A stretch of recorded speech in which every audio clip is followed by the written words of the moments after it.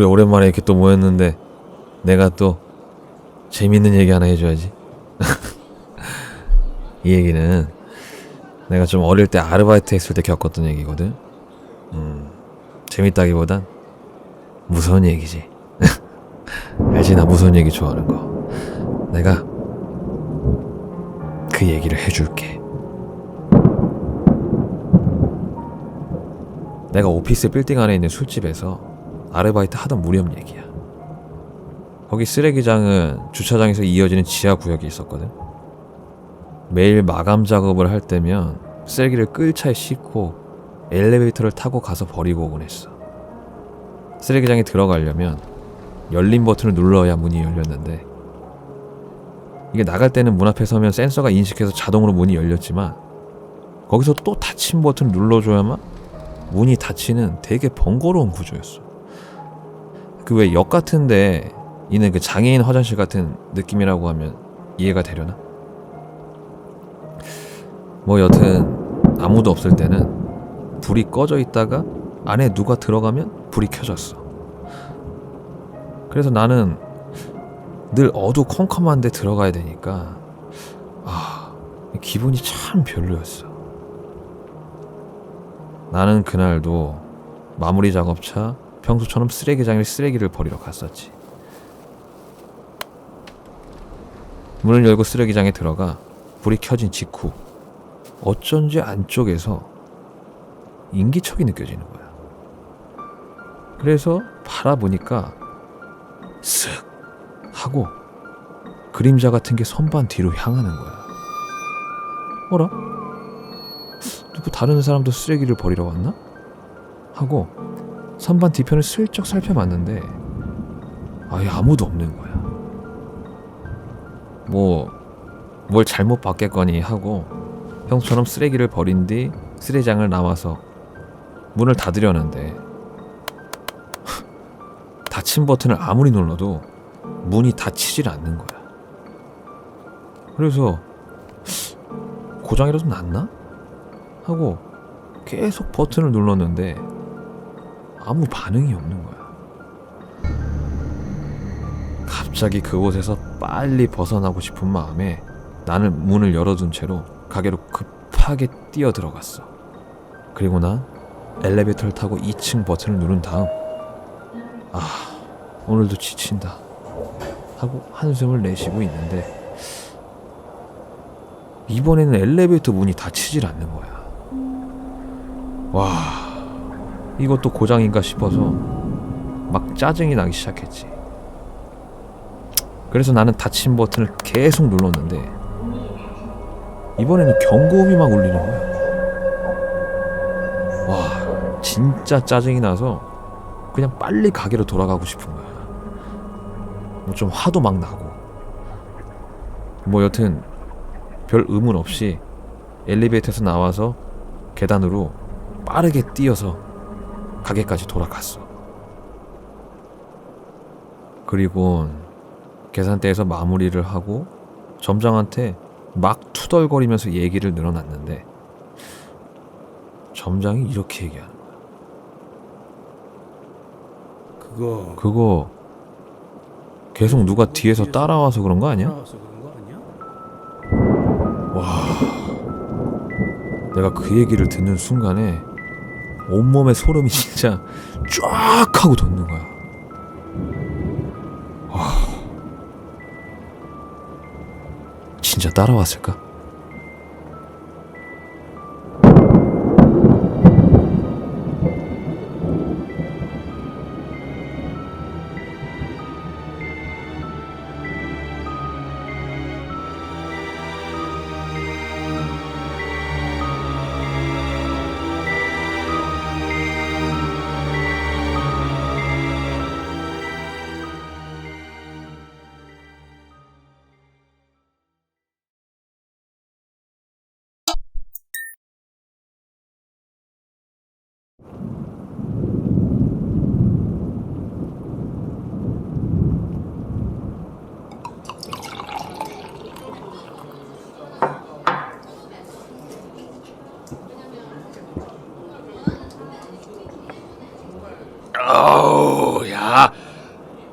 아유, 다네 달어.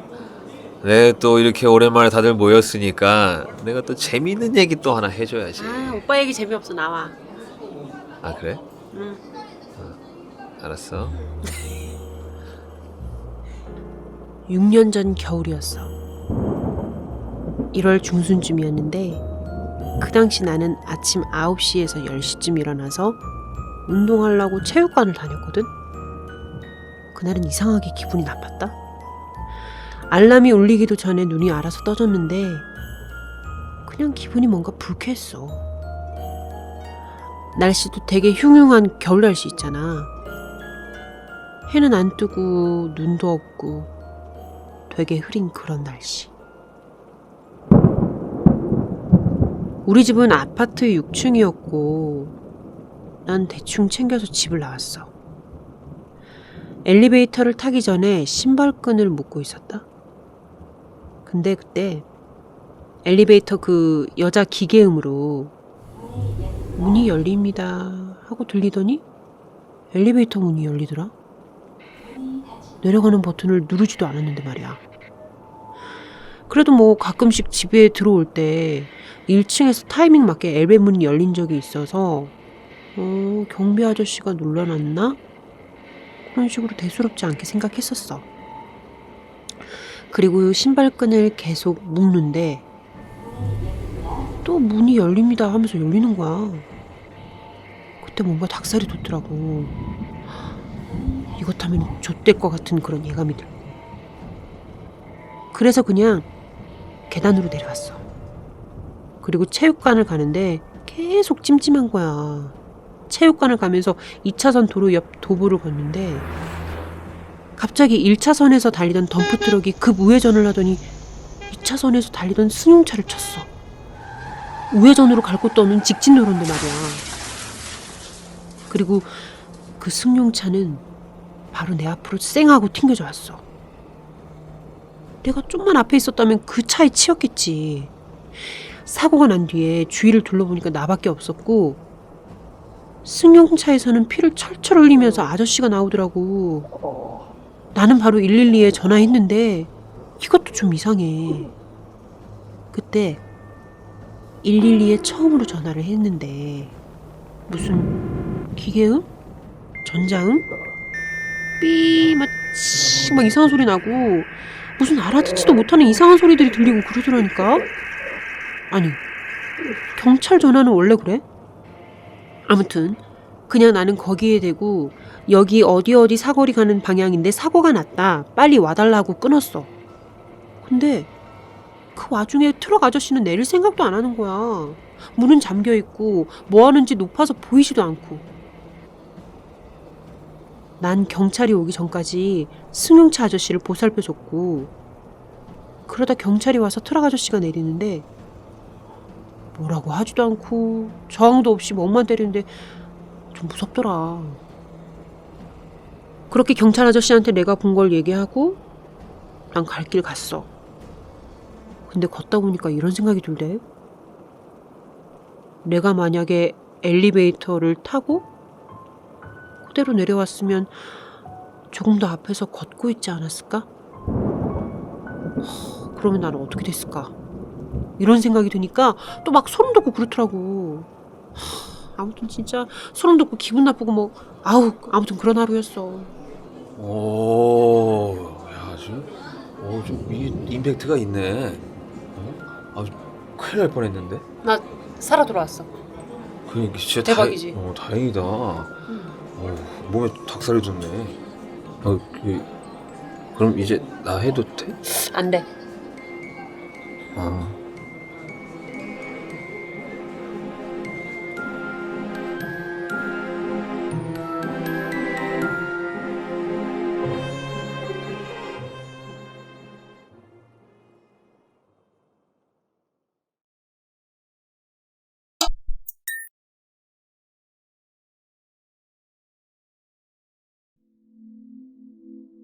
여기 사람 죽은 데 맞죠? 네? 무당의 한마디에 여자는 한 모금 들이키던 커피를 급히 뱉어냈다. 아니, 대체 누가 그런 소리를 해요? 사람이 죽었다뇨? 여자는 다급히 무당의 말을 가로막았다. 하지만 무당은 모든 걸 다 알고 있다는 듯 계속 말을 이어갔다. 제가 귀신 본다는 걸 모르시진 않겠죠? 여자는 그제서야 앞에 있는 사람이 무당이라는 걸 깨달았다. 무당의 말대로 이 건물에선 사람이 죽었었다. 그것도 둘이나. 하지만 그건 벌써 10년도 된 일이었다. 6년 전 여자가 시어머니로부터 건물을 물려받았을 때 사람이 죽었다는 얘기를 전해 듣긴 했지만 그땐 대수롭지 않게 생각하고 넘어갔다. 미신 따위는 믿지 않는 성격인데다 설령 귀신이 나온다 한들 죽은 사람이 산 사람에게 해코지를 할 수 없다고 생각했기 때문이었다. 여자의 건물은 강남에 있는 5층짜리 상가 건물이었다. 지은 지 30년도 넘어 낡긴 했지만 월 임대료가 1,000만 원이 넘는 알짜배기 건물이었다. 그런데 건물 안에 입주한 상가 중 유독 한 곳만 너무 자주 세입자가 바뀌는 것이었다. 짧으면 2-3달, 길어야 반년이었다.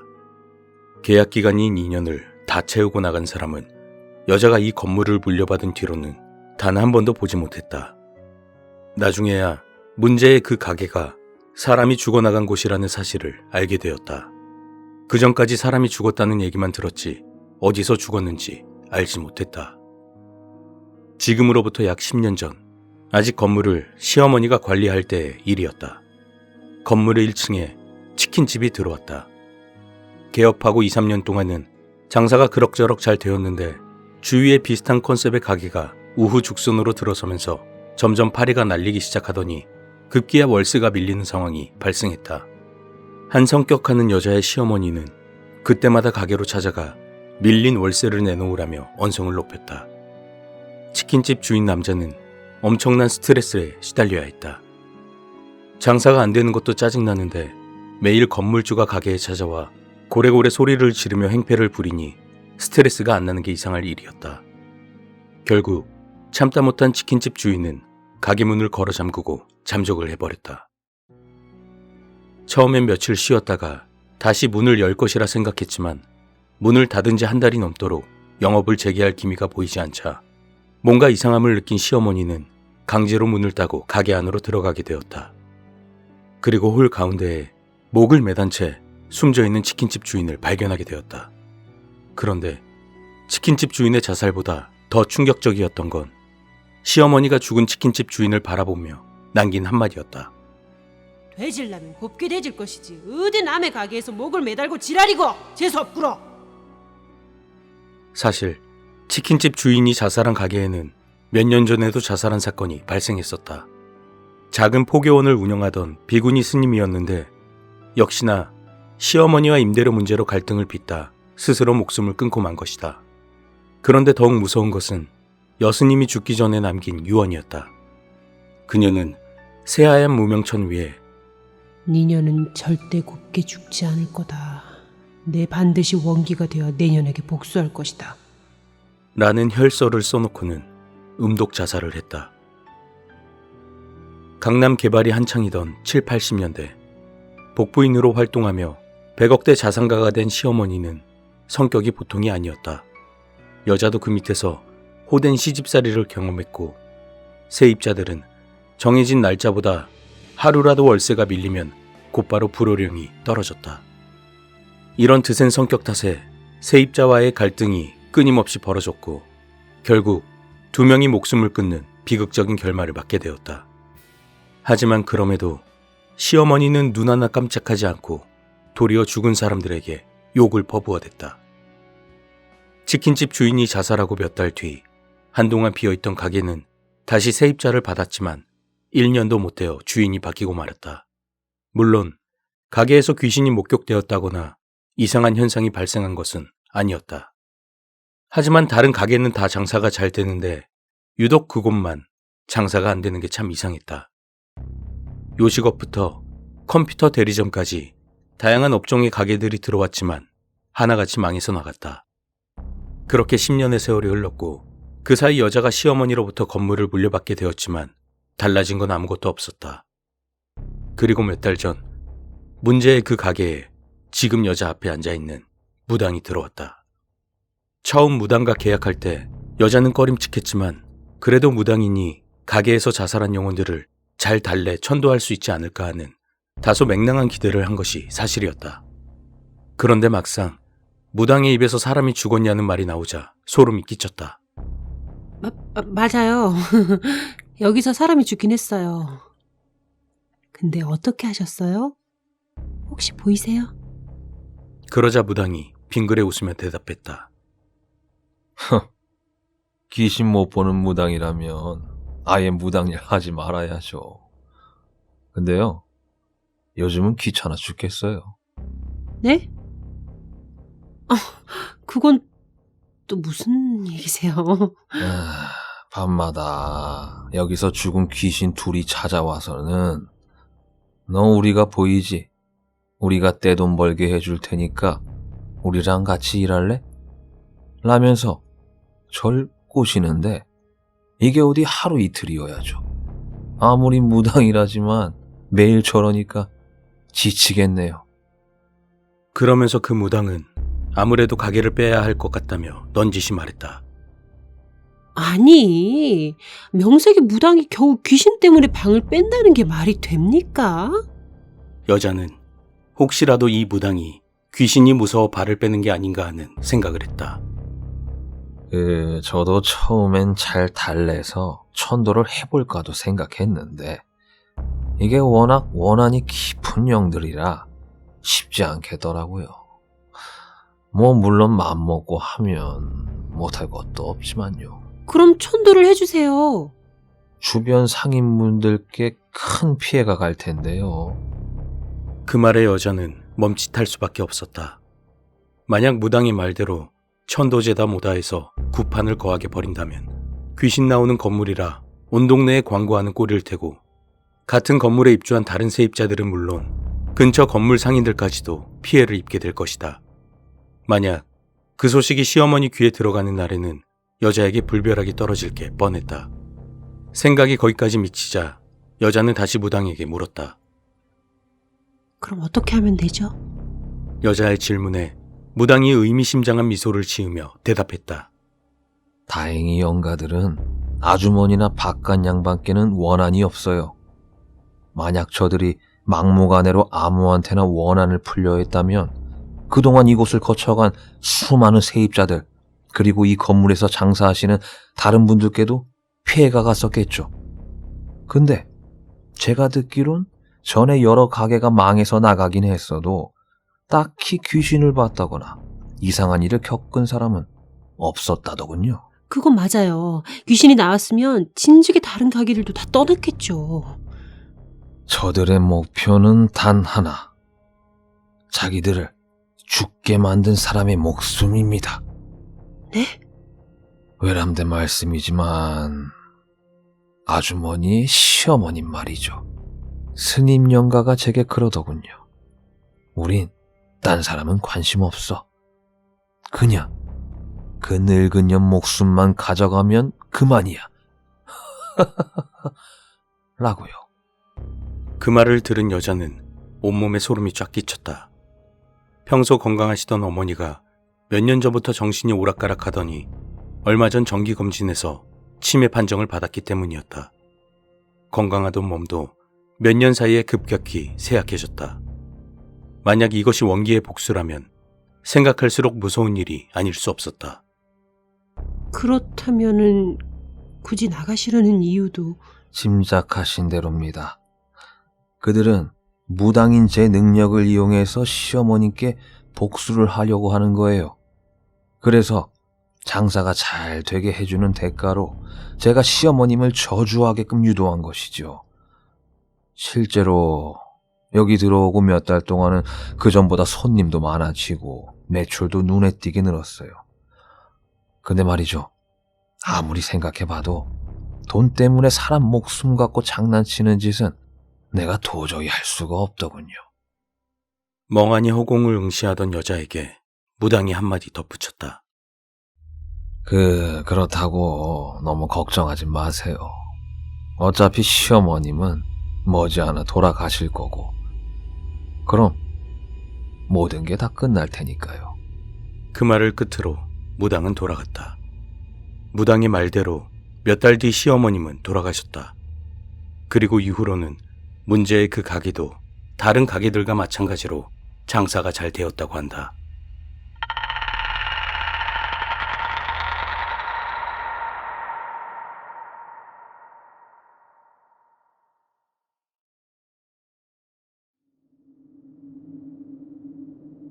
일본 괴담 야마노케.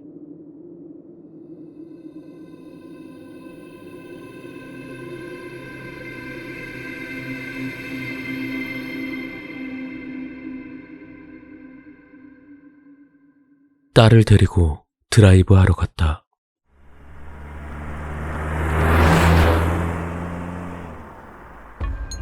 대단한 것 없는 산길을 달리다가 도중에 있는 드라이브인에서 밥을 먹었다. 그러다 딸을 놀래주려고 옆에 있던 비포장도로 샛길로 들어갔다. 딸이 하지 말라고 말리는 게 오히려 재미있어서 점점 안쪽으로 나아갔다.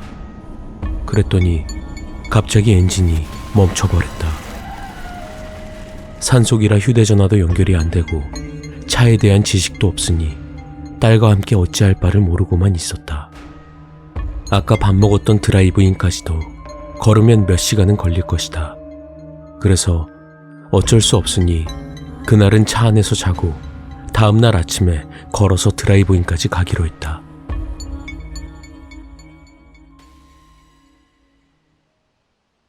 어느덧 차 안에서 추위를 견디다 보니 밤이 되었다. 밤에 보는 산은 쥐죽은 듯 고요했다. 소리라고 해봐야 때때로 바람이 불어 나무가 흔들리는 소리 정도. 점점 시간이 흘러 딸은 조수석에서 자고 있었다. 나도 막 자려고 눈을 감았는데 그때 무슨 소리가 들렸다. 지금 생각해도 기분 나쁜 목소리인지 자연음인지 모를 소리가.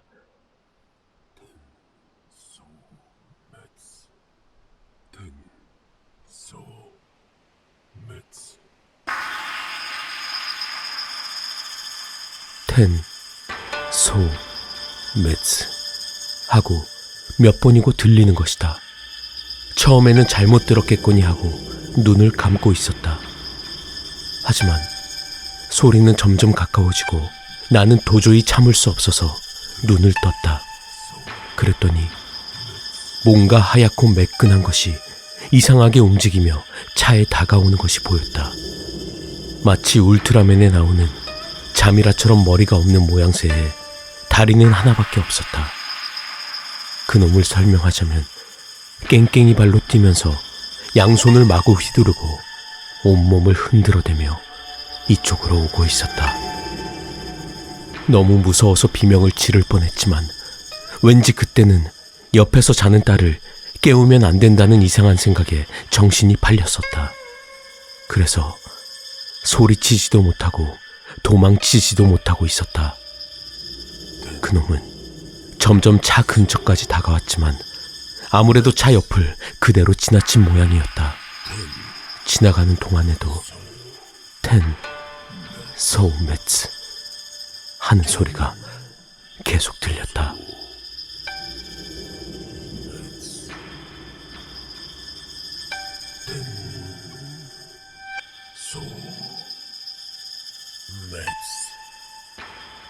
소리는 멀어지고 있었고 뒤돌아봐도 그놈의 모습은 보이지 않았다. 그래서 안심하고 딸 쪽을 돌아보니 그놈이 조수석 창문 밖에 있었다. 머리가 없는 줄 알았는데 가까이서 보니 가슴 언저리에 얼굴이 있었다. 기억하기도 싫은 무서운 얼굴로 희죽희죽 웃고 있었다. 두려움보다도 저놈이 내 딸에게 접근했다는 것에 분노가 치밀어 올라 야, 이 새끼야! 하고 소리쳤다. 고함을 지르는 순간 그놈은 사라졌고 딸이 벌떡 일어났다. 내 고함에 놀라 깨어난 줄 알고 딸에게 사과하려고 했는데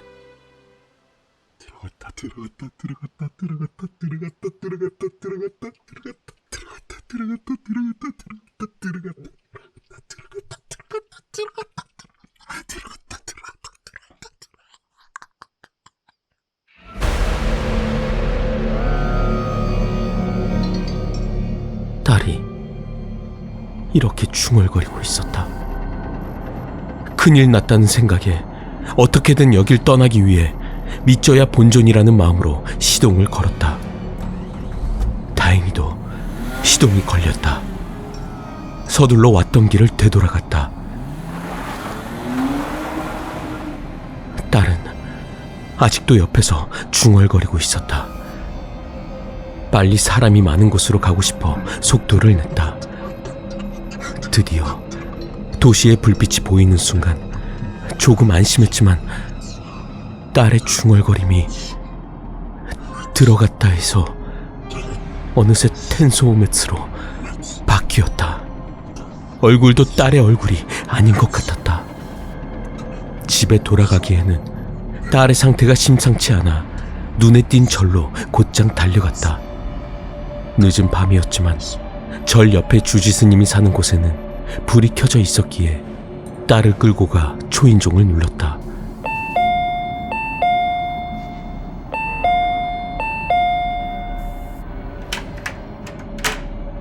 주지스님 같은 사람이 나오더니 내 딸을 보자마자 무슨 짓을 한 거냐? 라고 말했다. 산에 들어가 이상한 놈을 봤다고 말하자 스님은 안타까운 얼굴로 잠깐의 위로밖에 안 되겠지만 이라며 불경을 외우고 딸의 어깨와 등을 두드렸다.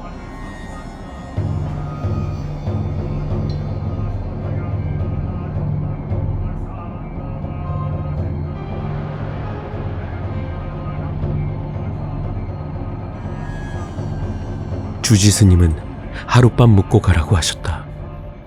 딸이 걱정되기도 하니 그렇게 하기로 했다. 딸은 야마노케에게 씌었다고 한다. 49일이 지나도 이 상태가 계속되면 이대로 평생 정신을 차리지 못한다고 한다. 스님은 그렇게 되지 않도록 딸을 맡아 어떻게든 야마노케를 몰아낼 수 있게 노력은 해보겠다고 하셨다. 아내는 주지 스님과 내가 전화로 설명해서 간신히 이 상황을 믿어주었다.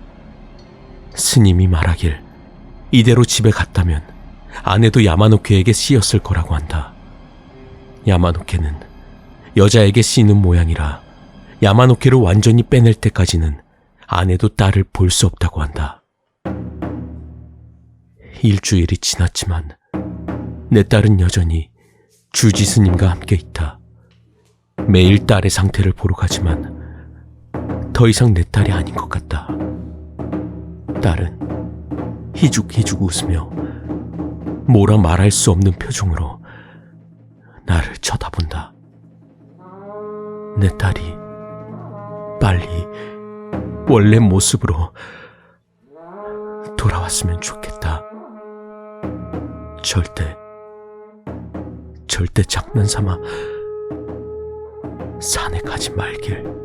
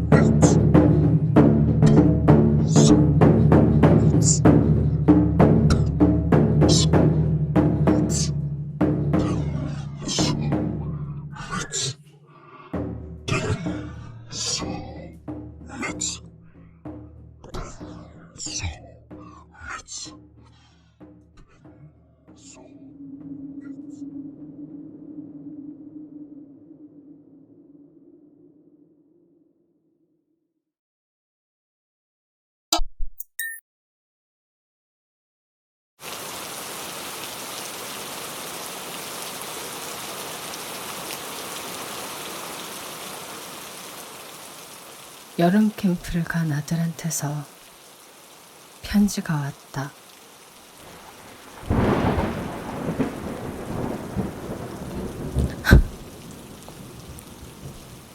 바보같이.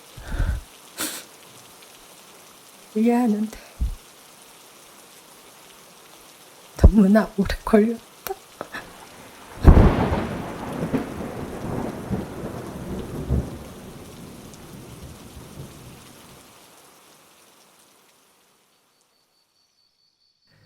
엄마에게. 엄마, 저 여기서 도저히 믿을 수 없을 정도로 즐겁게 보내고 있어요. 와보시면 알겠지만 여기 할 게 정말 많거든요.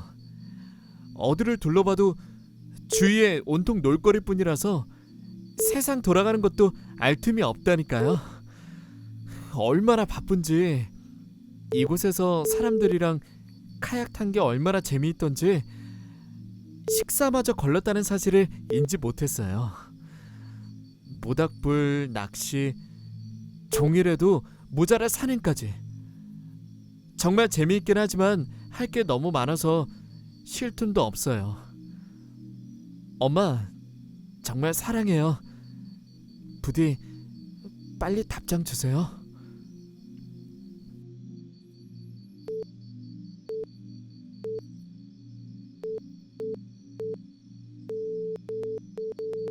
도와주세요.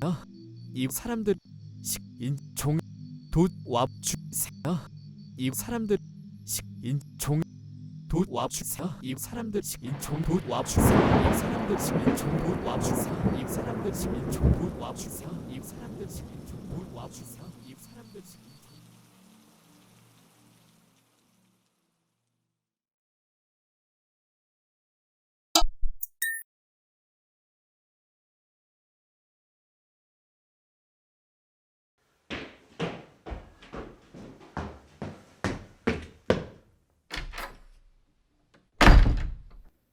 너 성적이 이게 뭐야?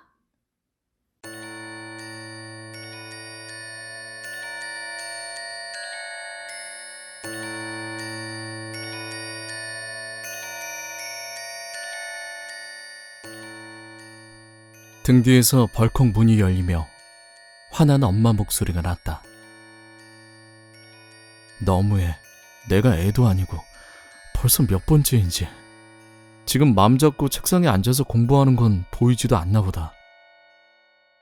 인강 듣던 이어폰을 빼지도 않고 보던 책에서도 시선을 떼지 않으며 시위하듯 뒤돌아보지 않았다.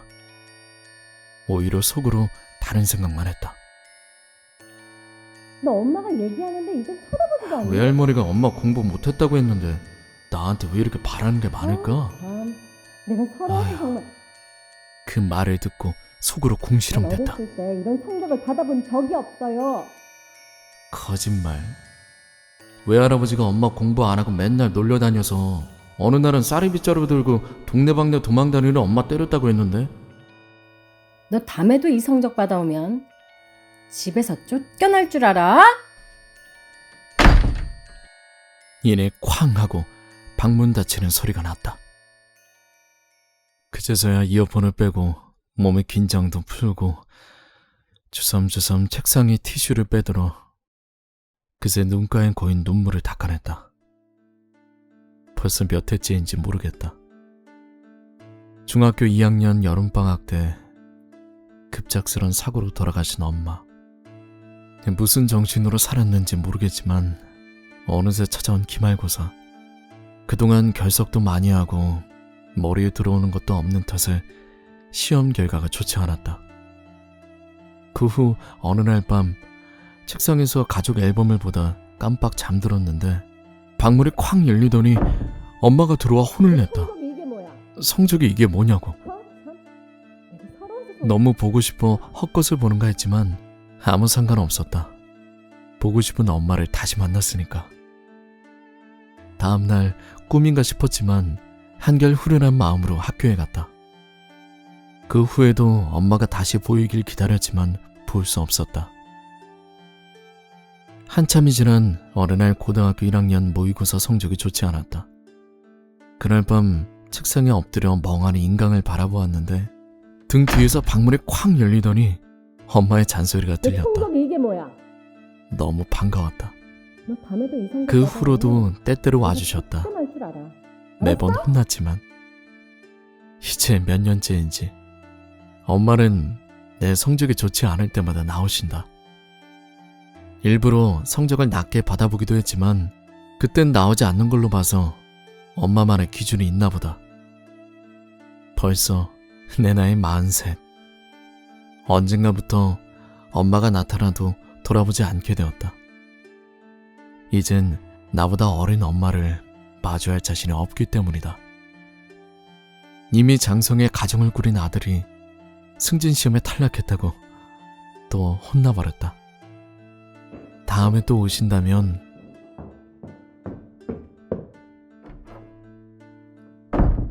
너 성적이 이게 뭐야? 너 엄마가 얘기하는데 이젠 쳐다보지도 않니? 하, 참. 내가 서러워서 정말. 나는 어렸을 때 이런 성적을 받아본 적이 없어. 너 다음에도 엄마, 내 걱정 그만하고 이제 편히 쉬셔도 돼요.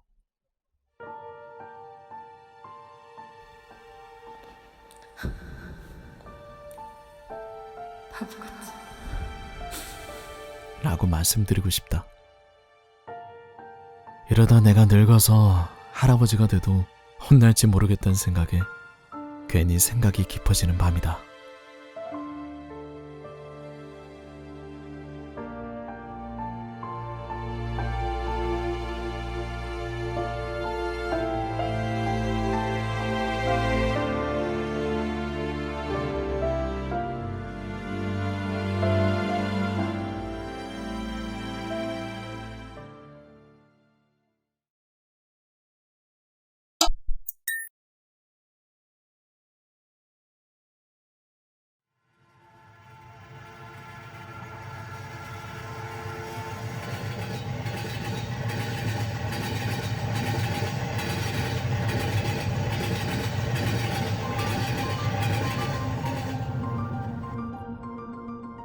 한밤중의 열차.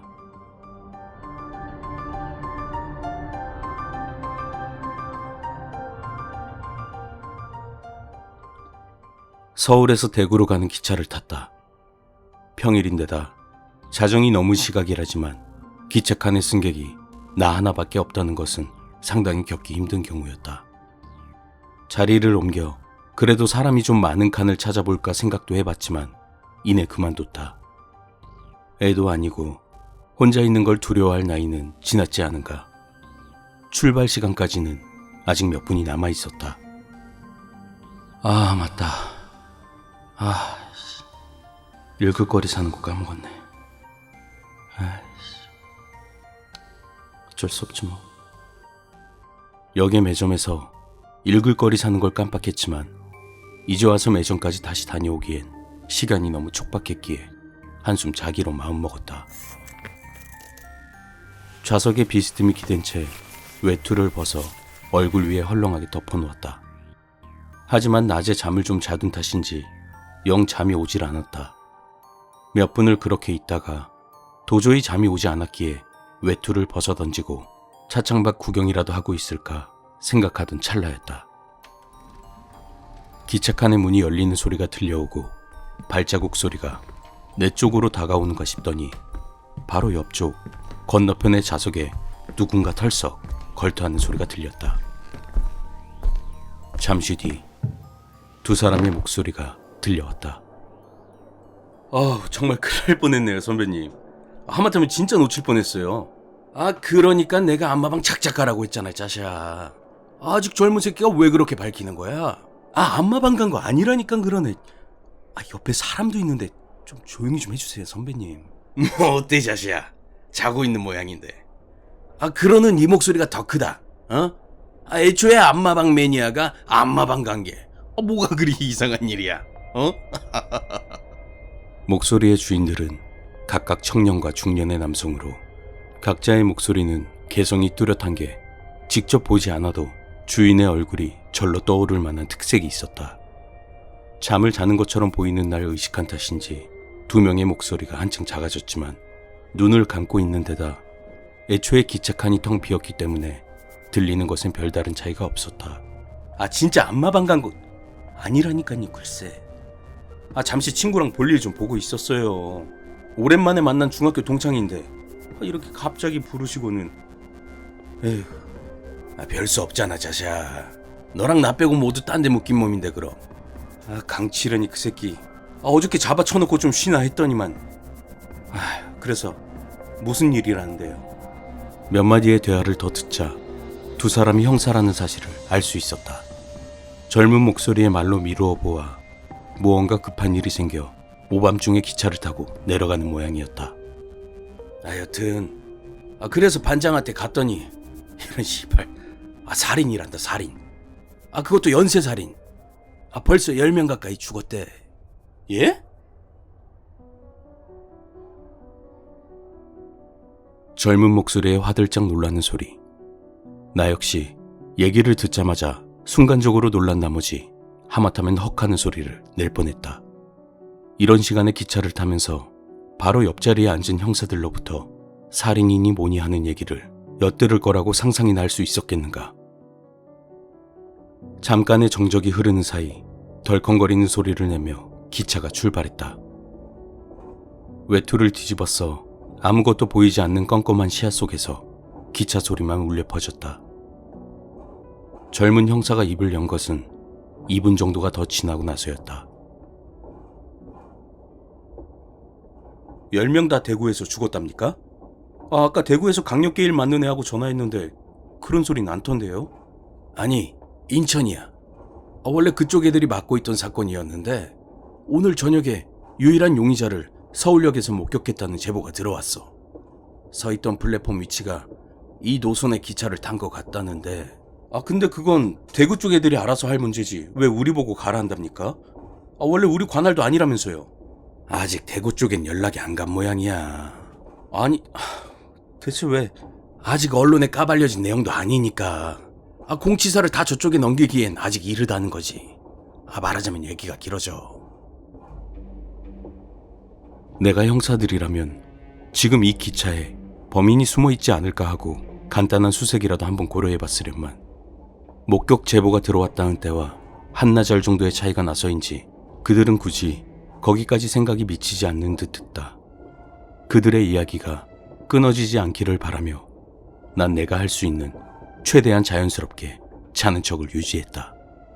그럼 우리 둘만 수사 진행하는 겁니까? 형사라고는 해도 두 자릿수의 사람을 죽인 연쇄살인범을 단 2명이서 맞닥뜨린다는 생각 때문일까? 젊은 쪽의 목소리는 약간 떨리고 있었다.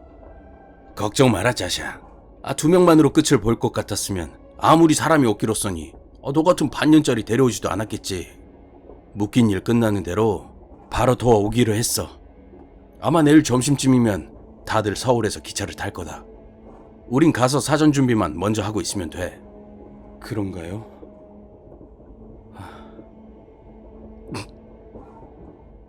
비웃을 만한 일은 절대 아니었지만 다행이라는 듯 휴 하고 한숨을 크게 내쉬는 소리가 뭔가 우스워 그만 쿡 하는 소리를 내고 말았다. 바로 숨을 멈추고 바짝 긴장했지만 그 둘에겐 전혀 들리지 않았는지 잠깐의 멈춤도 없이 얘기는 계속 이어졌다. 근데 어떤 미친놈이랍니까? 그게 말이지. 진짜 어이가 없더라니까. 너도 들어보면 알겠지만 이 얘기를 100% 고지고대로 믿어야 할지 말아야 할지 솔직히 모르겠다. 예? 종이장 펄럭거리는 소리, 이어서 젊은 목소리의 탄성. 와, 진짜 잘생겼네요. 직업이 무려 배우란다, 배우. 영화를 찍기로 되어 있었는데 영화 이전에 이미 연극이나 이런 쪽에선 이름난 유망주였대. 근데 그런 유망주께서 어쩌다가 연쇄살인범이 된 겁니까? 뭐 사이코패스나 이런 건가요? 하긴 사이코패스들이 원래 겉으로는 매력이 넘친다고 하더라고요. 아니, 그거랑은 좀 다른 것 같다던데 의사 말로는. 그러면서 굵은 목소리가 본격적으로 이야기를 풀기 시작했다. 초여름쯤엔가 올 겨울에 촬영을 들어가기로 해놓고 영화 배역이 정해졌다는 거야. 무슨 공포 액션? 뭐 여튼 영화에서 악역으로 나오는 살인범 역할을 맡았다는데 이게 상당히 큰 제작비에 영화계에서는 꽤 알아주는 감독까지 무지 기대작이었다는구만. 당연히 카메라 앞에 처음 찍는 입장에선 긴장이 안 될래야 안 될 수가 없었겠지. 거기 파일 넘겨보면 알겠지만 지인들 말로는 대본 보면서 연기 준비하는데 무지 스트레스 받았대나봐. 그럼 그 스트레스 때문에 살인을... 아니 임마, 얘기 끝까지 들어봐 이 자식아. 여튼 몇 달이 지나도 연기가 좀처럼 마음대로 되질 않으니까 이 양반이 일종의 극약 처방을 한 모양이야. 하루에 10시간가량을 대본 읽으면서 연습하는 것도 모자라서 평소 생활하면서 마치 자기가 그 배역 속의 인물인 양 행세를 한 거지. 말투나 머리 모양 바꾸는 건 보통이고 평소에 사교성 좋기로 소문난 사람이 지인들끼리의 모임 같은 곳에도 안 나가기 시작하더니 날이 갈수록 연락이 되는 횟수조차 뜸해지고 사건이 벌어지기 일주일 전부터는 친구들이 찾아가 집문을 두드렸는데도 얼굴조차 내밀지 않고 쫓아버렸다고 하더라고. 완전히 작품 속에 나오는 음침하고 기분 나쁜 악역으로 사람이 바뀐 거지. 가택 수사 때는 일기까지 몇 권 나왔대. 일기요? 그래, 작품 속 인물에 몰입하기 위한 일종의 연습 방법이었던 모양인데 작중 인물의 시점으로 쓴 일기가 적혀 있었대.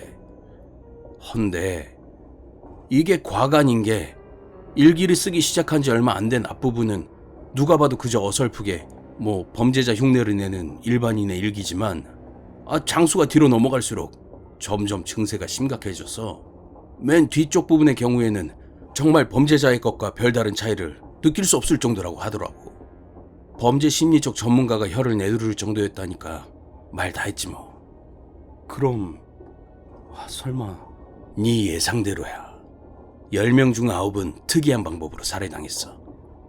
일단 근육이완제를 써서 피해자를 산채로 제압하고 온몸을 꽁꽁 묶고 신체 모든 부위에 무수한 칼자국을 내는 거지. 내장까지 손상될 정도는 아니지만 출혈이 끊이지 않을 정도로. 그리곤 과다출혈로 죽을 때까지 상대방을 응시한다. 실제로 범인이 피해자를 죽을 때까지 보고 있었다는 증거도 목격도 없지만 아마 확실할 거야.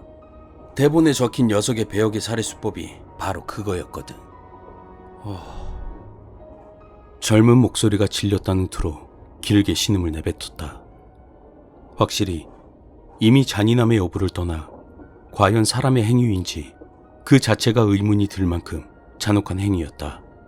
외국이라면 모를까 한국의 경우에는 이렇게까지 피해자에게 가학적인 행위를 가하는 연쇄살인범의 전례가 존재하지 않았다.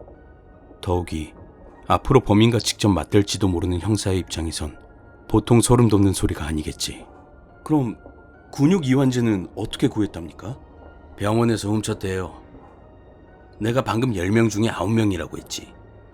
다른 피해자들하고 유일하게 다른 방법으로 살해당한 것이 바로 이 간호사였어. 강간당한 후 병원 지하주차장에 청소 연구하면서 발견됐지. 와, 기가 막히는구만. 전에 그런 건 들어봤어요. 지나치게 몰입해가지고 그때 생긴 정신질환 때문에 죽은 배우가 있다는 얘기. 그래도 이건... 와, 그렇지. 정말 기가 막힌 이야기지. 평소 주위의 평판은 바른 생활 사나이 그 자체였다는데 단지 연기를 열심히 했다는 이유로 극악무도한 살인범이 되다니. 말 그대로 성실히 낳은 비극이네요, 비극. 참, 아이러니하네요.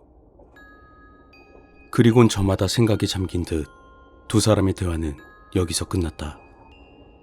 나 역시 이 엄청난 이야기에 곰곰이 생각해보지 않을 수 없었다. 성실히 낳은 비극이라. 언뜻 보면 젊은 형사의 결론이 맞는 것처럼 보이지만 난 좀 다르다고 생각했다. 아무리 뛰어난 집중력과 풍부한 감수성의 소유자라고 해도 단지 극중 배역에 몰입했다는 것만으로 선하던 사람이 갑자기 완벽한 살인마로 탈바꿈할 수는 없다고 생각한다.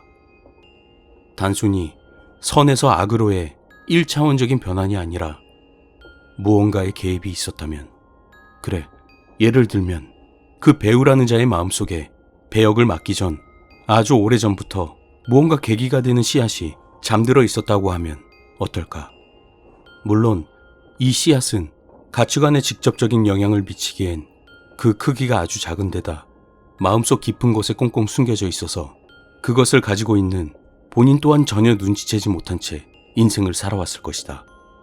하지만 씨앗이란 건 언제까지나 땅속에 파묻혀 있지만은 않는 법이다.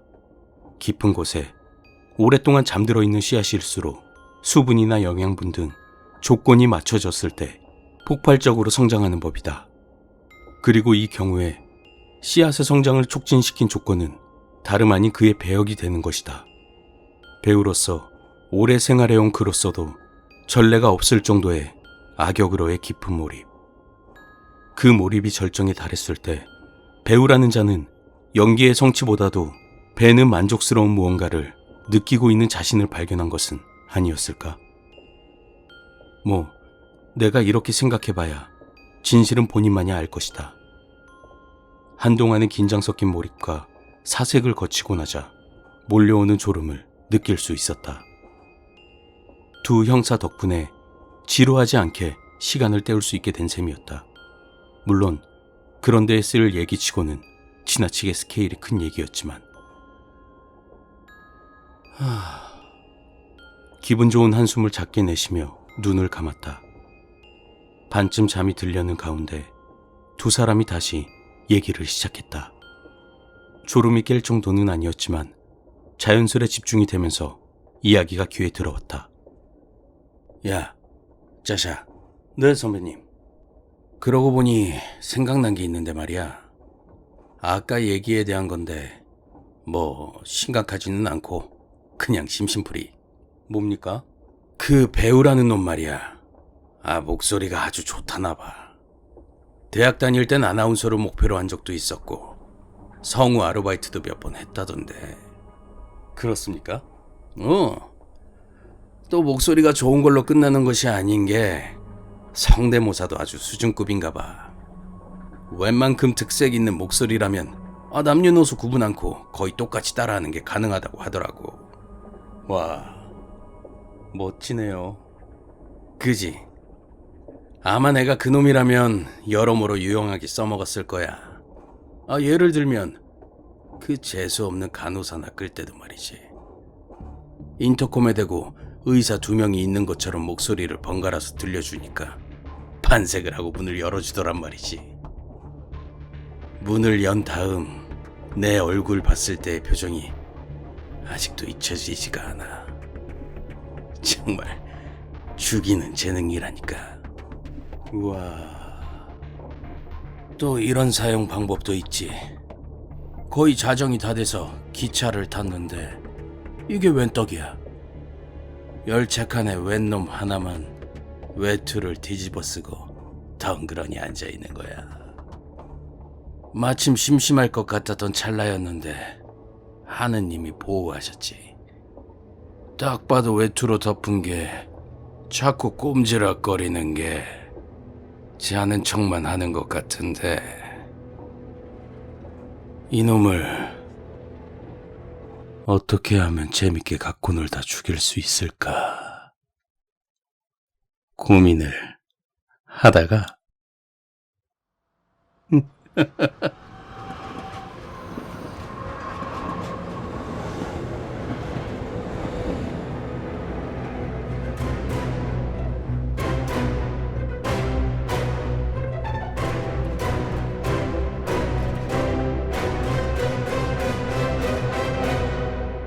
한밤중의 열차.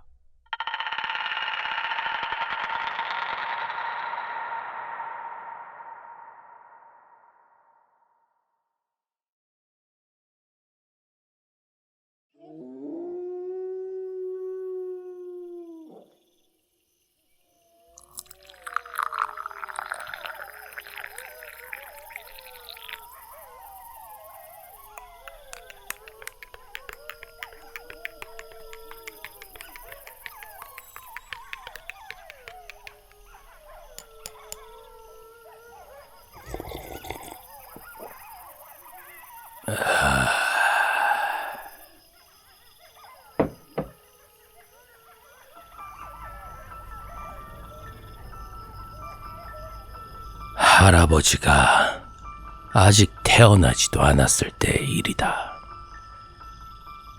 본래 할아버지의 집안이 살던 곳은 산중 깊숙한 곳에 있는 작은 마을이었다. 농사라고는 마을을 통틀어 몇 뼘 되지도 않는 밭 몇 군데뿐. 마을의 주 수입원은 주변 산야에 널린 약초와 버섯 따위뿐이었다. 동네가 본 뒤 전쟁에서 피난 온 사람들이 차린 마을이라 험한 산세 사이에 콕 박힌 듯 작고 허름했다고 한다. 할아버지의 아버지, 그러니까 내 증조부 되시는 분은 마을의 대소사를 맡아보던 잡일꾼 같은 분이셨다.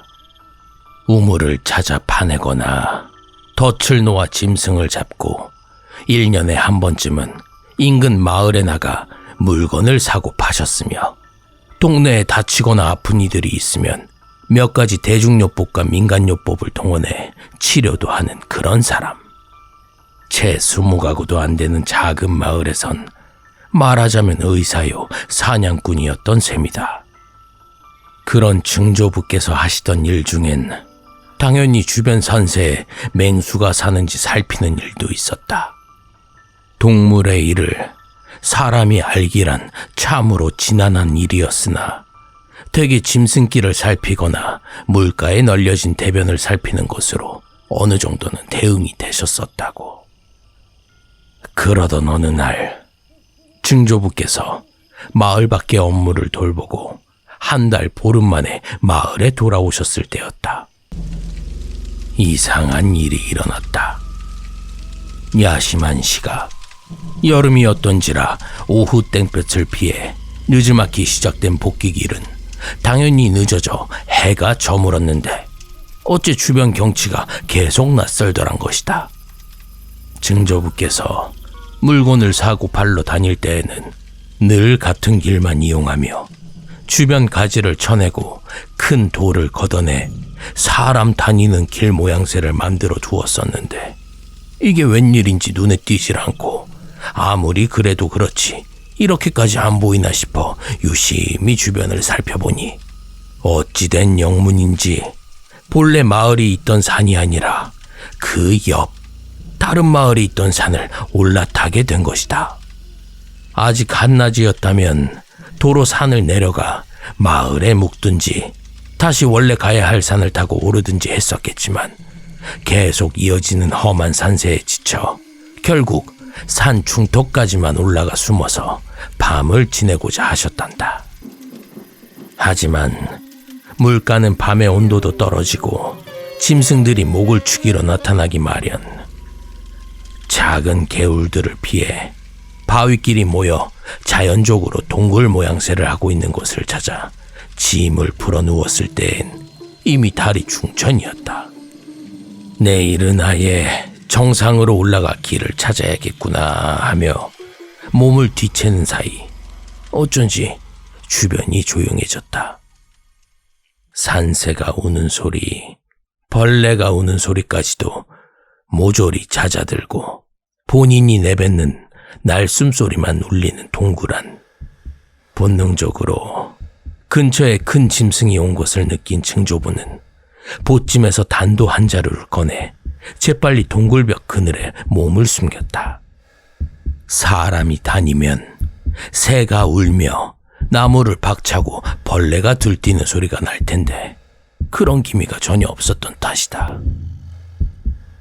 이내 어떤 소리가 들리기 시작했다. 그르릉. 소리를 들어보아하니 아마도 범 같았다.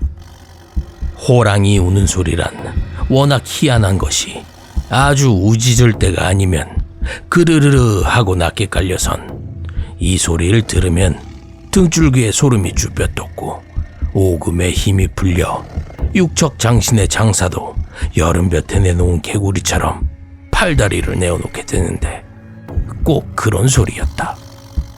야단났다. 근처에 범이 들어섰구나 하고 무서움 반 걱정 반 하는 마음에 슬쩍 고개를 내밀어 주변을 살피니 아까 물을 떠마신 개울가에 웬만한 소보다도 커다란 그림자가 보였다. 어림하여 보기에도 머리부터 꼬리까지 8척을 훨씬 넘고 어깨가 증조부의 가슴께를 넘는 대호였다. 식은땀이 삐질삐질 돋아 소름이 돋은 팔다리 사이를 내를 잃어 흐를 지경인데 언뜻 보니 그림자가 좀 이상했다. 고개를 시내 쪽으로 향하고 있는지라 잘 보이진 않았지만 꼭 뭘 물고 있는 것처럼 주둥이 근처 쪽 그림자가 크게 멍울져 있었다. 아무리 범이라지만 이 밤중에 사냥을 했는가 싶어 자세히 보니 뭔가 희끗한 것이 보였다. 옷이며 머리가 다 풀어헤쳐져 꼭 죽은 짐승 같아 보이는 사람의 시체였다. 증조부가 입가로 새어나오는 비명을 간신히 억누르고 있던 차에 더 기이한 일이 일어났다. 호랑이 주둥이에 물려있는 사람이 흔들흔들 팔을 휘저은 것이다. 범이 물고 흔든 것도 아닌데 혹시 아직 살아있나 싶어서 다시 자세히 봤지만 그럴 수가 없었다. 범 머리가 문 곳이 시체의 뺨부터 어깨죽지 중간쯤이었던지라 의술을 제대로 배우지 않은 증조부가 보기에도 이미 살아있을 수가 없는 상태였다. 시체는 달달 떨리는 팔을 마구 휘젓더니만 갑자기 떡 하고 어디 한 군데를 짚었다. 그제야 미동도 않던 호랑이가 굼실하고 육중한 엉덩이를 들어 저벅저벅 산길을 올랐다. 이게 무슨 조화인가 의문이 든 증조부가 몰래 짐을 챙겨 뒤를 쫓았다. 본디 사람이 짐승을 산에서 쫓을 수는 없는데 희한하게도 그 대호는 아주 느작느작 무슨 산보라도 하는 것처럼 슬슬 산을 올랐던지라 쫓아가기에 무리가 없었다. 땀을 뻘뻘 흘리며 뒤를 쫓아 도착한 곳은 바로 그 산에 들어앉아 있었던 옆마을이었다. 당연히 마을 사람들이 놓아둔 덫이 몇 군데 있었을 것이나 범은 덫은커녕 발 한 번 헛디디지도 않고 슬슬 나아가더니 마을 외곽에 어떤 외딴 집의 뒤편에 다다르자 입에 물고 있던 시체를 털벅 뱉어냈다. 범의 뒤를 쫓던 증조부가 여차하면 마을로 도망칠 요량으로 한 100m쯤 거리를 두고 크게 돌아 범 옆쪽으로 가게 되었고 그제야 증조부의 눈에도 시체가 대강 보이기 시작했다. 시체는 아마도 남자는 목줄기에서 철철 흘린 피로 온몸이 젖어 이제 흰 부분이라곤 반줌도 채 남지 않은 옷을 입고 있었다. 망건도 다 풀린 채 피에 젖은 머리가 봉두 남발로 웬 짐승 꼬리처럼 바닥에 척. 범이 문자리는 뼈가 보이는지 달무리도 없이 맑은 달빛에 새하얗게 빛을 내고 있었다. 그리고 시체가 벌떡 일어섰다.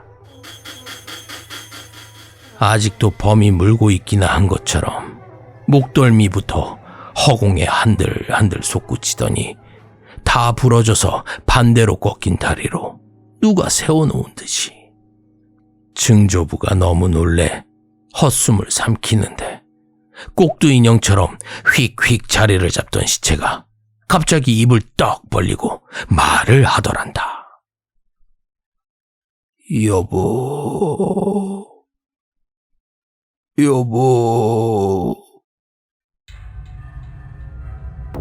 숨이 다 끊어질 것처럼 할딱거리는 소리로 아주 가슴이 미어지고 애달프게 여보. 그러자 불도 다 꺼져 있던 집안에서 끄끄하는 곡소리가 났다. 여자의 것이었다. 여자의 목소리는 시체가 내는 여보 소리에 짝을 맞추는 양 곧 멎을 것처럼 축축한 것이 울음을 참는 듯했다. 그러나 호랑이가 허공에선 시체의 발모가지를 척하고 물어당기니 시체가 내는 소리가 대번에 바뀌었다. 여보, 살려주시오, 여보!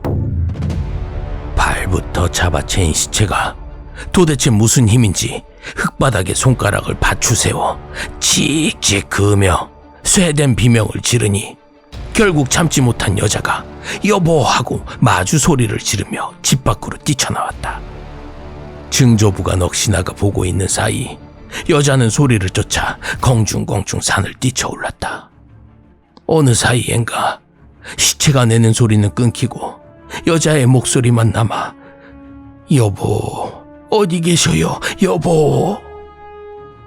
다리에 힘이 풀려 주저앉은 증조부가 한참 숨을 고르고 있는데 뒤편에서 철퍽철퍽 돼지 내장이라도 휘두르는 것처럼 척척한 소리가 났다. 목을 물려 비명도 못 지른 채 팔다리를 휘젓고 있는 여자의 가슴을 범이 앞발로 꾹 누른 채 아가리를 꽉 다물고 좌우로 마구 휘두르고 있었다.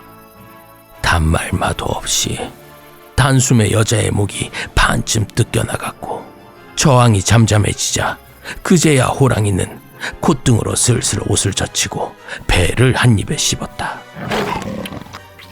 옆으로만 보기에도 배전에서 내장을 꺼내 삼키는 범 눈에 인광이 푸르게 타올라 도무지 짐승보단 귀신 같았고 그 뒤편엔 얼굴이 돼지 오줌포처럼 시퍼렇게 퉁퉁 부은 남자의 시체가 나무에 기대어져 있었다. 증조부께서 기억하는 건 거기까지였다. 날이 밝자 잠에서 깬 마을 사람들이 나와 증조부를 깨웠는데 그 주변과 증조부의 온몸에 피칠갑이 되어 있어 처음에는 웬 시체가 누워있나 했단다. 증조부 스스로도 멀쩡한 것이 믿기질 않아 마을 사람들에게 양해를 구하고 우물물로 전신을 씻어보았으나 몸에 구멍 한 짝도 나 있지 않았다고. 사람들에게 사정을 설명하자 대번에 알아들은 마을 노인 한 명이 혀를 쯧쯧 차며 말했다. 그 과부집이구먼. 얼마 전에 남편이 범한테 물려갔다더니만 결국엔. 어젯밤 그 집을 살피러 가자 집 뒤편부터 그날 아침 증조부가 누워있던 곳까지 거무죽죽하게 죽은 핏줄기가 선을 이뤄 굳어 있었다. 그러나 무슨 조화인지 핏줄기를 따라간 끝에 개울가쯤에 다다랐으나 여자의 시체도 남자의 시체도 발견되질 않았다. 범이 아무리 식성이 좋은들 사람을 뼈채로 집어삼킨다는 것은 들어본 일이 없어 이 일을 묻자 마을 노인이 말하길 남자 봉규는 진작에 홍사리가 돼서 범의 아가리 밑에 붙었을 것이요. 그의 처는 지아비를 따라 나섰다가 죽었으니 새로운 장기가 되어 또 다른 길을 범에게 안내하고 있으리란 것이다. 마을을 옮겨야겠다며 참담한 속을 삼키던 노인은 한참이나 말이 없더니 홍살이 기껏 빗물이 배었으니 자네도 도망치는 게 좋을 게야. 당장에야 옥순내를 따라 그 집안 사람들을 잡아먹으러 갔겠지만은 범한테 먹혀 죽은 귀신 핏내음은 지워지질 않거든. 나중에 그 집안 씨가 마르면 이번엔 자네 집안에 찾아올 요량으로 침을 발라둔 게야.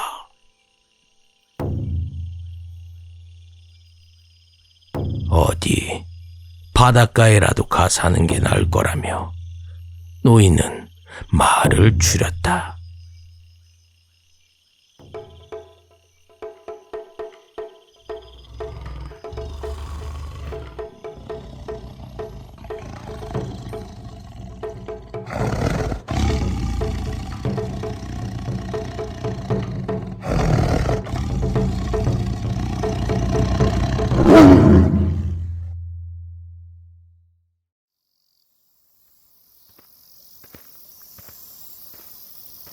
마을 입구에 선 장승들 주변에 흰 천을 두르고 지푸라기로 지붕을 댄 집들은 하나같이 흰옷을 입은 사람들로 가득했다. 여느 때 같으면 개구쟁이 한두 명쯤 길가에 나다니며 비척질을 할 법했으나 누구도 그러지 않았다. 자갈돌 하나도 함부로 앓지 않는 하얀 침묵의 가운데를 가로지른 것은 삿갓을 눌러쓴 사내였다. 흰옷을 입은 사람들 가운데 누런 삼배로 옷과 모자를 한 사람이 나서서 그를 맞이했다. 눈물 자국이 짓물러 피가 나진 않을까 싶을 정도로 초췌한 얼굴에 팔에 맨 상장이 어울리지 않도록 어린 청년이었다.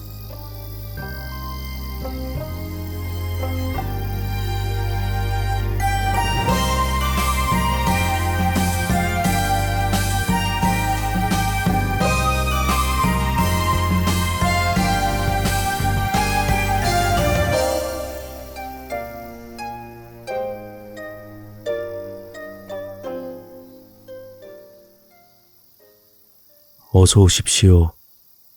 우리 마을은 지금 제 아내의 장례로 이토록 조용합니다. 손님께선 어쩐 일로 방문하셨습니까? 턱끝을 가릴 지경으로 고개를 낮추었던 삿갓이 몸을 비틀자 나타난 것은 짐승 가죽으로 만들었을 법한 안대. 왼눈을 가린 사내가 빙긋 웃으며 답했다. 나는 이야기를 찾아 심산유곡을 뒤지고 다니는 박가울시다. 눈이 하나라 외눈박이라오. 보시는 바 틀림없이 대단찮은 사내라. 들리는 마을마다 동전 한 잎으로 보시 한 주걱으로 손뼉 한 번으로 먹고 사는 자요. 하여 오늘도 발닿은 이 마을에 이야기로 재주 좀 부려보고자 찾았소. 변죽 좋게 말을 늘어놓은 외눈박을 청년이 웃는 얼굴로 맞이했다. 우리 지방의 이야기로 장례식장의 손님은 많을수록 좋다 했습니다. 들어오시지요. 청년은 당장 사람을 부려 사랑방 한 칸에 상을 차렸다. 술이며 밥이며 상중인 마을에 생각지도 않았던 환대라 냉수 한 사발까지 깨끗하게 비운 외눈박이 점잖게 마당으로 내려섰다. 흰천이 나부끼는 평상에 가라앉는 해와 함께 일도 거의 끝나 사람들이 적잖게 모여 있었다. 어우, 잘 먹었다. 자, 어서들 모이시게. 내 좌중에 많고 많은 분들이 한 번도 듣지 못했을 이야기를 들려드리지. 이래 보여도 조선에 나보다 더 뛰어난 이야기꾼 없으리라 장담하는 몸이라. 이 후한 대접에 sak은 충분히 치르고도 남서.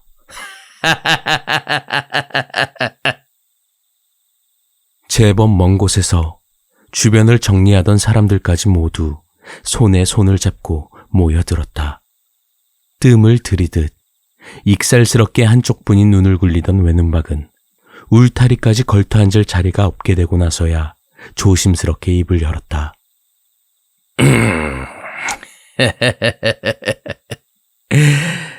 자, 오늘 할 이야기는 저 산 넘고 들질러 멀고 먼 어느 섬, 그 섬에 나타났던 요괴에 대한 이야기요.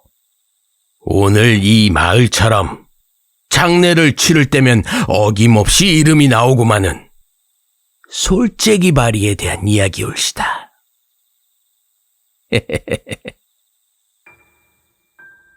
세상에는 말이지 정말 다양한 종류의 괴이가 살고 있어. 그 중에는 멀쩡한 사람 누나를 뽑아 재보신을 하는 악기부터 씨름놀이를 하자고 덤벼드는 도깨비 같은 것들도 있지. 어떤 요괴는 해악을 가져오고 어느 요괴는 선량한 사람에게 복을 베풀기도 한다 이 말이요. 하지만 때로 득과 실을 함부로 가늠할 수 없는 그런 종류의 요괴도 있으니 그 중 하나가 바로 오늘 이야기할 솔재기발이라오. 저기 남쪽 바다 그 기나긴 물길을 아흘에 밤낮 가로지르면 나타나는 섬이 하나 있어. 여느 무사람들은 대부분 그 이름조차 몰라서 그저 섬이라고만 부르는 곳이지. 그곳이 섬이라도 분명 나라님 손길이 닿는 조선의 한 구석이지만 특이하게도 그곳에는 아주 별스러운 전통이 하나 있어. 바로 헛관 들이기라는 풍습이지. 그 섬은 어느 새가 잔뜩 쪼아낸 것처럼 온통 구멍난 바위가 지천에 널렸는데 한 해에 적어도 2~3명은 그 틈에 발을 헛디뎌 죽는 험난한 곳이라오. 운이 좋으면 신발 한 짝, 저고리꾼 한 짝은 발견되더라도 죽은 몸은 찾을 수 없는 일이 비일비재하단 말이지. 하여 죽은 가족의 장례라도 치르고픈 마음에 든 것 없는 관을 묻어 장례를 치르는 일, 그것이 바로 헛관 들이기요. 그런 풍습이 있는 섬에 혼인을 맺고 채 100일도 지나지 못해 실종되어 버린 새댁이 한 명 있었어. 가시벗이 어여쁘기가 워낙 못지 않다며 시샘을 사던 부부의 한 사람이 사라져버리니 신랑은 마음이 무너지도록 낙담했지. 어쨌든 섬의 풍습대로 장례는 진행되었어. 어느 절벽에서 사라졌는지 몸을 찾지 못해 속이 빈 관을 무덤에 묻었지. 하지만 헛관을 묻고 딱 49일째에 마을 동구 밖에 딱하니 흰옷을 입은 사람이 나타난 게요. 그것도 시체를 찾을 수 없었던 바로 그 새댁이. 여보. 남편은 아주 난리가 났지. 무덤 앞에서 곡을 하던 삼배옷을 그대로 입고 달려가 각시를 꼭 껴안아 주었지. 이토록 드물고도 기이한 일. 남편은 아무래도 상관없었지만 마을 사람들은 달랐소. 생전 본 적 없는 흰옷에 죽지 않고 버틸 수 없는 49일의 시간. 섬 밖으로 나가려거든 한평생 물질만 해온 사람 여럿이 달라붙어 배를 몰아도 절반은 죽어나가는 바깥의 바다. 새댁의 존재는 마치 땅에서 솟아난 것처럼 이질적이었으니 수군거리던 마을 사람들 가운데 몇몇이 당장에 무트로 편지를 보냈소. 그리고 한 사내가 푹 쪄진 도롱이를 어깨에 걸치고 나타났소. 바로 조선에서 제일 가는 요괴 사냥꾼이었지. 한쪽 허리춤에 아름다운 흰 칼을 메어놓은 사내는 가타부타 말도 없이 섬을 가로질러 부부의 집으로 향했소. 남편은 밭을 매러 나가고 없는 집에 각시 한 명만 남아 바느질을 하고 있었지. 처음에는 손님이 온 줄도 모르고 옷고름을 꿰매던 각시가 눈을 들어 올리자 요괴 사냥꾼 사내의 형형한 눈빛이 그녀의 오금을 붙들었소. 어찌 요괴가 감히 사람 신용을 하며 사느냐? 그를 속여 해치려는 속셈이냐? 나으리, 저는 지금껏 누구도 해치지 않았고 앞으로도 그럴 마음이 없사옵니다. 사내는 당황했소. 그의 눈에는 신묘한 힘이 깃들어 거짓을 간파하는 힘이 있으며 그의 칼은 업을 싣는 역량이 있는지라 아무리 감쪽같이 감추어도 죄지은 요괴라면 하나 예외 없이 윤회의 길로 들어서게 되어 있었거든. 하지만 그의 어떤 힘으로 들추어내도 새댁은 한 점의 죄도 저지르지 않은 순결한 몸임이 분명했소. 세댁은 다시금 말했지. 하지만 제가 요물의 몸을 입고 있는 것은 분명하지요. 마땅한 처분은 응당받겠습니다. 다만 오늘 저녁까지만 기다려 주십시오. 제게 남겨진 시간도 그리 길지 않아 누구도 해치지 못할 테니. 사내는 대답하는 대신 부부의 집을 나와 기다렸어. 요괴를 향하여 겨눈 검을 단 한 번도 거둔 적이 없는 요괴 사냥꾼에게는 처음 있는 일이었지. 하지만 진실을 가늠하는 눈은 세댁의 말이 결코 거짓이 아님을 증명했기에 사내는 딱 한 번의 기회를 주기로 했어. 그가 팔짱을 끼고 울 밖에 기대어선 지 반나절쯤 지나자 남편이 집에 도착했어. 집을 등지고선 요괴 사냥꾼의 귀에 부부의 대화가 얼핏 들려왔지. 난군, 저는 좋은 아내였나요? 왜 갑자기 그런 질문을 하오? 듣고 싶은 말이라서 그래요. 자, 어서. 내게는 분에 넘치도록 좋은 사람이지요. 그대는. 그렇군요. 기뻐요. 대화가 끝나고 한 호흡이 다 지나기도 전에 사냥꾼의 귀에 남편의 비명소리가 들려왔어. 기었고 요물이 본성을 드러냈나 싶어 칼을 빼들고 돌아선 그에게 마당의 풍경이 보였지. 세댁은 마치 물이 끓어 수증기가 되듯 희미해지고 있었어. 당황한 남편이 몸을 붙들어봐도 너울너울 춤추는 옷가지만 그의 손에 잡혔지. 녹아내리는 얼음처럼 아내의 몸이 차츰 형태를 무너뜨리다가 기어코 삽시간에 사라져버렸어. 남편이 붙들고선 다홍색 저고리와 노란 치마만을 남긴 채로. 솔재기발이라는 것이 대체 무엇이길래 그런 조화를 부렸습니까? 이야기를 듣고 있던 상복차림의 사내가 외눈박에게 질문을 던졌다. 질문을 받은 외눈박은 한참이나 말이 없다가 조심스럽게 말했다. 솔재기발이란 요물이 대 요물이 아닌 것이요. 본디 혼이란 육신을 떠나면 사자의 인도를 따라 저승의 문턱을 넘어야 하지만 유족이 도를 넘도록 슬퍼하고 아파하는 마음을 품으면 그 한을 어쩌지 못해 발걸음을 떼지 못하는 경우가 있어. 그런 혼은 지상의 음기로 육신을 해입고 다시 살아있을 적에 집으로 돌아가지. 하지만 그것도 아주 잠시라오. 몸은 양이고 혼은 음이라 그것이 조화를 이루어 살아있는 사람을 수십 년 살게 하는 것인데 음기로 몸을 해입으니 버텨낼 도리가 있나? 고작 1년쯤 버티다 사라지는 것이 한계지.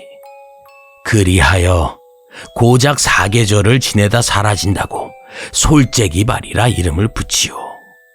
그 섬의 말로 살그머니 왔다간 아가씨라고 하지. 외눈박은 손을 뻗어 청년의 손목을 붙들었다. 겹겹이 껴입은 상복 아래로 흉터에서 샌 핏물이 얼핏 비치는 곳이었다. 그러니 너무 슬퍼하지 마시오. 산 사람은 살아야 하오. 살아있기에 살아가야 하는 것이 때로 당신에게 큰 슬픔이 될지도 모르지. 그 사람이 죽었는데 밥을 먹는 자신을, 그 사람이 죽었는데 웃고 있는 자신을 미워하게 될 수도 있어. 하지만 그래선 안 돼. 남겨진 사람은 간 사람의 마음과 꿈과 소망까지도 짊어지는 것이요. 지금 그대를 짓누르는 슬픔이 언젠가 그대를 지탱하는 삶의 이유가 될 거요. 그때까지 부디 스스로를 소중히 여기시오. 굵은 눈물을 뚝뚝 흘리는 사내를 뒤로하고 말을 마친 외눈박은 조심스럽게 옷과 지팡이를 챙겨 일어섰다. 청년과 가족인 듯한 노인이 이야기값 대신 엽전 한 뭉치를 내밀었다. 너무 많다며 한사코 거절했지만 기어코 소매에 넣는 데에야 소용이 없었다. 쓴웃음을 지은 외눈박은 다시금 길을 나섰다. 그래, 기왕 이렇게 받았으니 내 고맙게 받겠소.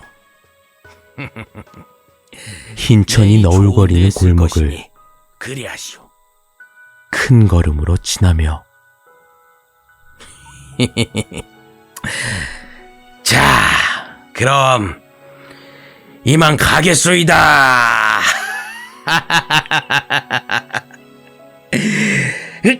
자, 아이고 무겁네. 그참. 자, 그럼 행복들 하시오. 가자.